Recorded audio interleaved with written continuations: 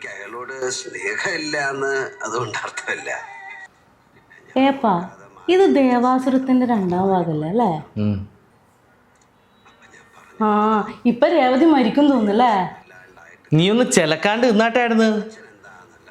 എന്ത് ശല്യാന്ന് വന്നിരുന്ന് ഇങ്ങനെ ചലിച്ചോണ്ട് വെക്കും. അപ്പുറമായിട്ട് പോയിട്ട് ഇരുന്നൂടെ എനിക്ക് കൊണ്ട് കാണുമ്പോ ഇങ്ങനെ വന്നിട്ട് വളരെ ഒരാളെ ബുദ്ധിമുട്ടാക്കാൻ വേണ്ടിട്ട് പറഞ്ഞെങ്കിലും.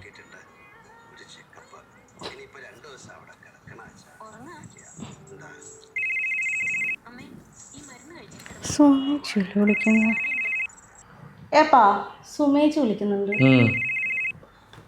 ഏപ്പാ സുമേച്ചി എല്ലാം നിനക്ക് പറഞ്ഞാലും മനസ്സിലാവുന്നില്ലേ? ഇത് എന്തിനാ ഇങ്ങനെ ശല്യാക്കുന്നത്? സുമേച്ചി കാണുമ്പോ എപ്പുണ്ട് ശല്യം. ഞാൻ എടുക്കട്ടെ?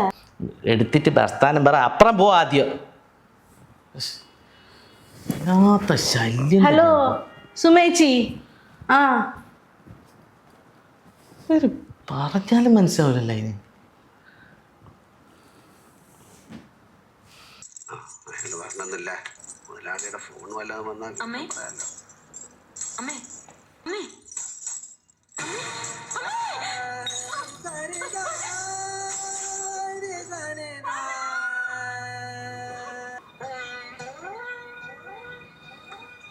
എന്തായി ചെയ്തു?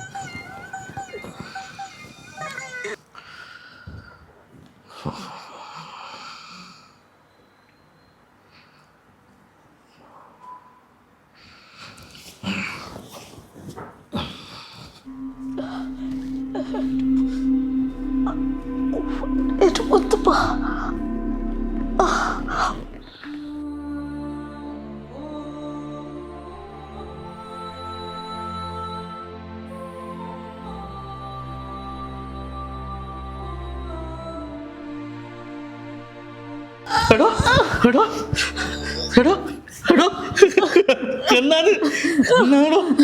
എന്നാ മോളെ? സുമേച്ചിന്റെ മോക്ക് കാനഡയിൽ നല്ല ജോലി കിട്ടി. സുമേച്ചിന്റെ മോക്ക് കാനഡയിൽ നല്ല ജോലി കിട്ടി, നല്ല ശമ്പളം പോലും.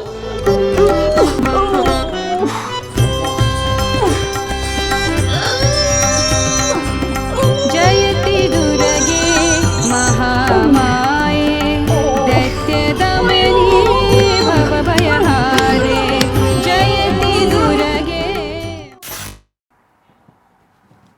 എന്ത് സ്വഭാവമാണ് എൻ്റെ? സുമേൻ്റെ മൂക്ക് കാനഡയിൽ ജോലി കിട്ടിയെന്ന് അതിനും വളങ്ങ് വീണിന്. ജോലി കിട്ടിയിട്ടല്ലേ ഉള്ളൂ, പോയിട്ടൊന്നുമില്ലല്ലോ. അത് ഏതെങ്കിലും വിധേന അങ്ങ് മുടങ്ങിപ്പോവും, പൊട്ടിപ്പോവും. അത് പൊട്ടണേ.